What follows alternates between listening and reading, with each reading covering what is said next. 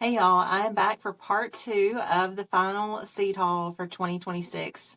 And I know I had said in the seed haul a few weeks ago that I wasn't going to buy any more seeds. And so I can confirm that that was a lie. And I got into these seed catalogs. I knew better because every time I do, I get into them and I want everything. If you haven't seen the first part of this, the last one that I did just before this one was from the company groworganic.com, and that showed all those. So this one I wanted to do separate because I didn't want to make it either one of them too long because there's a lot. So this is from Baker Creek. If you've ever ordered from Baker Creek, you know they have a lot of awesome stuff, a lot of awesome different varieties of things that you don't find like in the grocery store. And so that website is rareseeds.com, and that is the Baker Creek company. And look into them too. Follow them on the Instagram and all that because they're a lot of fun to watch, and you can learn a lot from them. So, all right, let's jump in. And the first thing that I want to go over is tomatoes. And I'm going to try some new ones this year. I said I wasn't going to do that, but I am because I couldn't resist. So these are the blue cream berry tomatoes. I mean, look at that. I have to grow that. I have to try that. I've never grown these. These are stunning cream amber cherry tomatoes with purple blue splashes on their shoulders, delicate, complex flavor, and prolific. How could I not get these? So that's a good cherry tomato I'm going to try for the first time. These are Queen of the Night. And these, this says purple blush, richly flavored. They're 3 to 3.5 ounces. They have brush strokes of indigo cut into the round fruit to reveal a stunning vermilion color. And let's see. They're indeterminate, and the vines reach 5 to 5.5 feet on average. So you probably need like a trellis or arch or something to put these on. But I thought that was pretty. Add some different colors. Now, I'm usually not a fan of yellow or white tomatoes. I've just never had one I had one white wonders that were pretty good, but I like them for color, but as far as eating. But I'm going to try this because it does say it has superb sweet flavor. And I do like sweet tomatoes. I'm one that really wants them to be sweet. This is super sweet, tiny fruit, barely 1 inch across. So I thought that would be fun to grow in a nice little snack in the garden and to add some color. Black strawberry, I've grown these before. I'm growing these again. They're really good and very prolific. They put out a lot of tomatoes. It says these are sweet and tart. Extremely productive. Yes, they are. I can confirm that they are very prolific. Okay, this one I thought, I tried the orange accordion tomato last year. I didn't have a great tomato year last year, which is another reason I probably am like buying all these seeds and growing new ones because I didn't have a great year last year. So I really want to have a good tomato year this year. I'm going to focus on my tomatoes. But this one is kind of like that accordion one, the orange accordion, but it's red. And it's the Burmese sour tomato. Now, I do like sweet tomatoes, but I thought this was great. It says it's excellent as a general sauce and slicing tomato or in curry. It has a fantastic taste. It's a balance of sweetness and acid-forward tartness. So I thought that sounded interesting. I'm going to try it. And I thought it's really pretty too. Chocolate Miracle. I am a fan of purple dark tomatoes. I do like them. They tend to be sweeter. So this is a Chocolate Miracle. It says it's got chocolate purple skin. It shimmers like truffles. Has a thin skin also. Rich, tangy juices burst like bittersweet ganache, if I'm saying that right. Okay, so this is why I bought it. Listen. It says, claimed by experts as one of the finest tasting brown tomatoes. Pure, savory indulgence. Add to cart. I couldn't not buy it. So we're going to try that one. And it is possible it could replace one of my other favorites. So we shall see about that. Speaking of favorites, the Black Creme is another kind of purple tomato, dark tomato. I love this one. Very tasty, very prolific.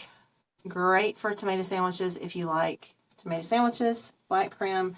My friend Shane, I think, introduced me to that one a few years ago. Cherokee Purple, I'm sure you've heard of that. That's a really great one. If you've not heard of it, this is a beautiful, deep, dusky purple pink tomato with superb sweet flavor. It's a favorite around my area if you are not from here. This one is Black from Tula. This is a new one I've not tried yet. I'm going to need more garden space. I have a lot of space though to grow up. So that's why I buy a lot of things that are vining, because I have a lot of space to do that. Let's see. This one says some seed savers say it is the best tasting of all dark tomatoes. So that's another one that people say is really delicious. So that's why I want to try that. We will find out. Black cherry. I have grown these before. They're really great tasting and prolific cherry tomato. So if you like sweet cherry tomatoes, that's another great one. I've grown those since day one, since my very first year. Heron. This is a new one for me. This is a semi-determinate. So this is not going to, it's going to keep going, but it's not going to go for long probably. Deep red, dual purpose canning and slicing. So if you can, this would be a good one.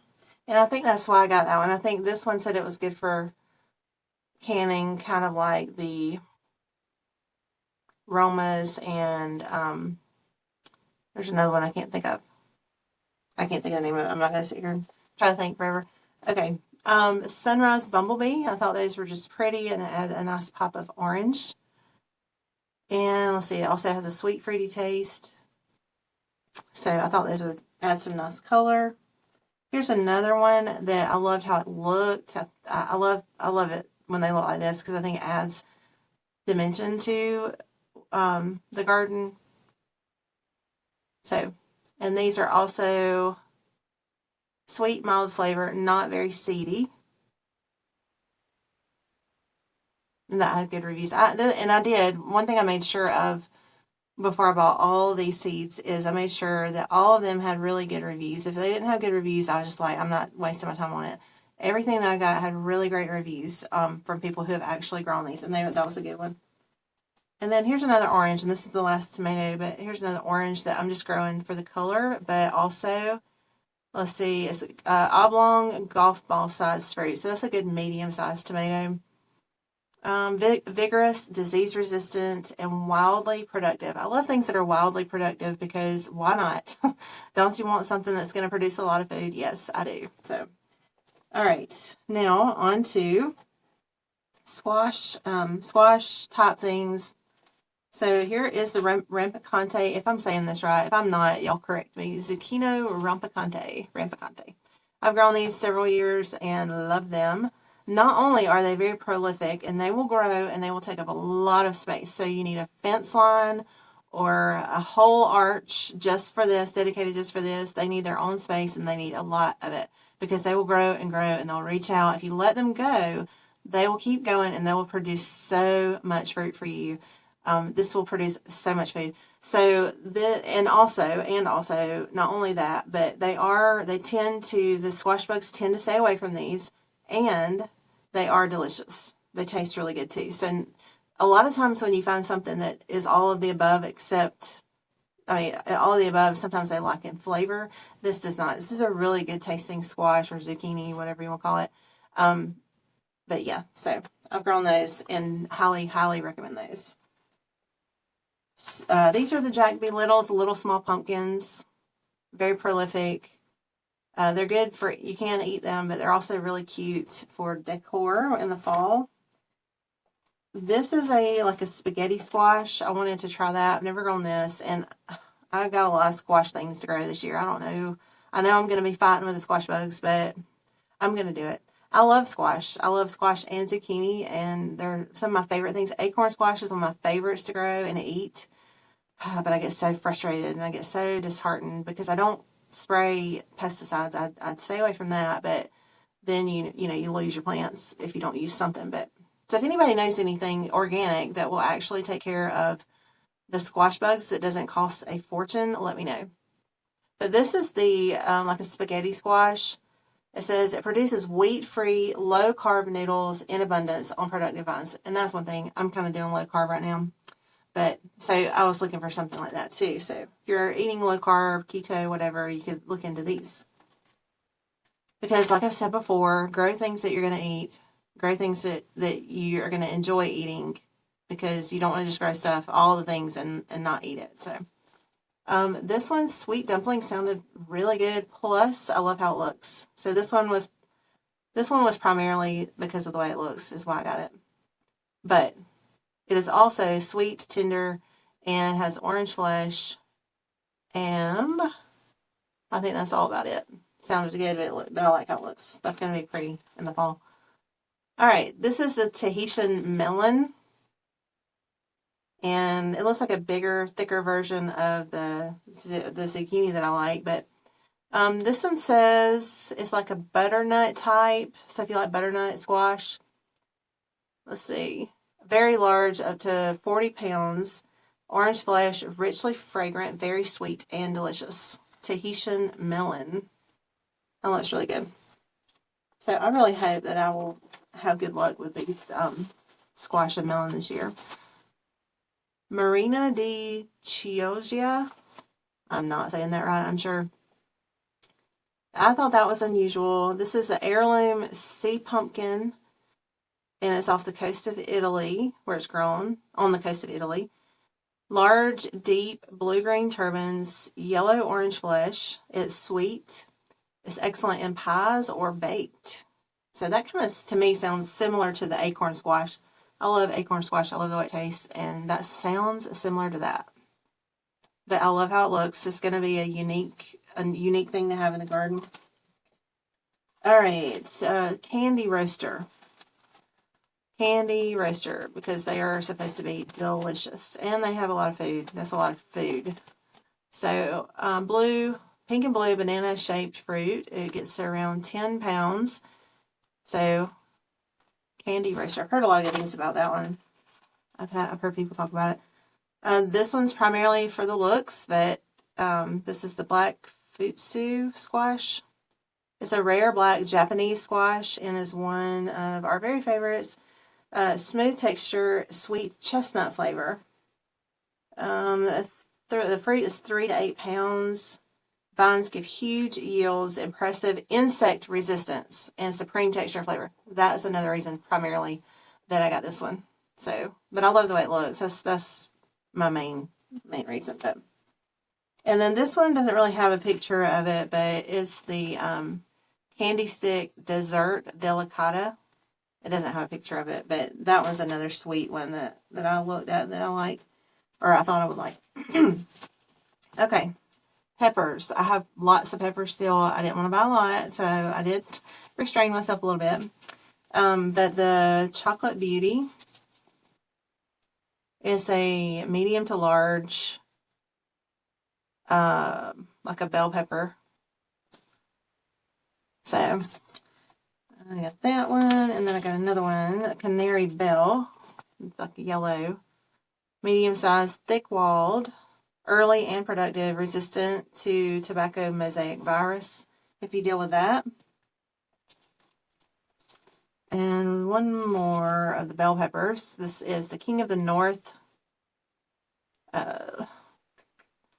Yields crisp green bells, ripening to red right up until frost. So that should be good. I like bell peppers. I like putting them in with eggplant and onions and just all the things, and just making like a stir fry kind of. And then the Caddy Murchie pepper. I thought that was interesting. This one is very hot, about 30,000 on the Scoville scale. And it says, let's see, they curl lightly and they are 8 inches long, about 8 inches long. So I thought that would be a fun one to grow. It looks like a really long cayenne pepper. So that's a new one I've not tried. And then this is a new one, a new really hot one. I have done the Trinidad scorpion, I think is what it was called. This is called Apocalypse Scorpion. Developed by the Italian Pepper Lovers Association and released in 2015. Super hot scorpion-type peppers on large 4-foot tall plants. It doesn't give me a Scoville score on it, but It looks like a ghost pepper, so I imagine that's really hot. And then I told you about these last time, I think, and how beautiful the plant itself is. And you can see that the jigsaw pepper. You can see how beautiful the plant is, and then they kind of look like Christmas lights. The peppers themselves, they start out green, and then they start changing all these colors, and they're really beautiful. That's a good one. And they are hot. Let's see, they're about as spicy as a jalapeno. So depending on if you think jalapenos are hot or not, that's not too bad. Basil. This is the Thai basil again. I got this one for free, and that's another thing that Baker Creek does. After so many that you order, they throw in a free one. So I've got several here, but they always get everything they give for free is always a great one. So this is actually my favorite, basil. How did they know? Cilantro. I told you last time I don't really go fancy with cilantro, but I needed some. I think I needed some because mine were kind of old. I wasn't sure if they were going to be good. But I got to get these started soon too because cilantro is kind of funny about hot weather. It'll bolt, but this says it's slow bolt, so we'll see. And then dill. I don't do a lot. I don't get real fancy with dill. This is just that bouquet dill. Good for pickles if you make pickles. Speaking of pickles, I said I wasn't going to do any other cucumbers, but I lied about that too. Because I could not resist this one, and you'll see why. I mean, can you resist that? Why would you not get that? It's called Indian snake. And look, that's a cucumber. I have to try it. Like, I have to try that. So, it says, you won't believe how long this traditional variety from India will get. And it's versatile too. Crisp and delicious raw, but also good cooked in curries and pickled as well. Even bigger and less bitter than the Armenian cucumbers, and I have grown those. It thrives in hot weather, which is unusual for a cucumber. And it says you want to trellis this fast-growing, large variety to give the fruit plenty of room to develop. Yeah, you think? You think you need a trellis? So I'm excited to try those. I think that's going to be fun, a fun one to grow. This was another new one that I've not tried. Shimshan. And I'll tell you why. Let's see. A super hardy and tolerant cucumber. The fruit is 5 to 5.5 inches long, crispy, crunchy, and sweet. It seems like there was one that I got because it had thin skin. And I like a thin skin cucumber. I can't remember if that's it or not. It doesn't say it on the pack, but which brings me to the Bait Alpha, which is the one I mentioned last time. And I got some more just in case I have to make sure I have the ones I want. This one, let's see, fine flavor, high yields, burpless, and they have a great shelf life. They're superior for slicing and pickling. I love these. These are probably my most favorite. Bait Alpha. They have become that. Early Fortune. That's another one I've not grown. This says they're super dependable. They're sweet and almost never bitter. Slicing type fruit grows 7 to 8 inches long, 2 inches across. That sounds like a perfect pickling cucumber to me. And I do make pickles. I make bread and butter pickles mainly. That's the ones I like to make or to can. So I will probably do these especially. So I'm excited about those. And then I don't know this word right here. I need to look it up. The gherkin. I guess it's gherkin. The West India burr gherkin. And these are similar to what I was about to show you next. The Mexican sour gherkin. So I've grown these. I've not grown these. And these are interesting. It says they're a small, tasty fruit. They have long vines and hundreds of fruit on them. They're a funky cucumber relative, great for kids' gardens, snacking, and pickling. They grow well in hot, humid weather and have high yields, and they will not cross with traditional cucumbers. So that's a good one, especially if you have kids. That's a good one. And I'm excited to try this one because I love this one. We grow these every year, and they are the same. They're very prolific. They grow all well into the hot summer, and there's just lots of fun to grow. So both of these are going to be good for like kids and a fun thing to have and a fun thing to snack on too. I love having things that I can just snack on while I'm out there because I'm out there some days for a very long time, and I love just grabbing something just to snack on something.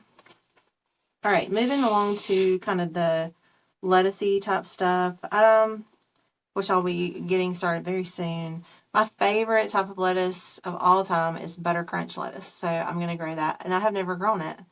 I've grown Paris romaine, I've grown some other types, and then of course lots of kale, but I've never grown butter crunch, so I'm going to hopefully grow it this time. And then the mustard greens. This was a free one. This is another free seed. The mustard, the Japanese giant red mustard. Mustard green is very good for you. Mustard greens. So I'm going to get that. This one says it has a delicious, strong, sharp, almost garlicky mustard flavor. That sounds really interesting. So I'm really excited to try that. That one was free. The scarlet kale, I grow that primarily for the color, to add some purple.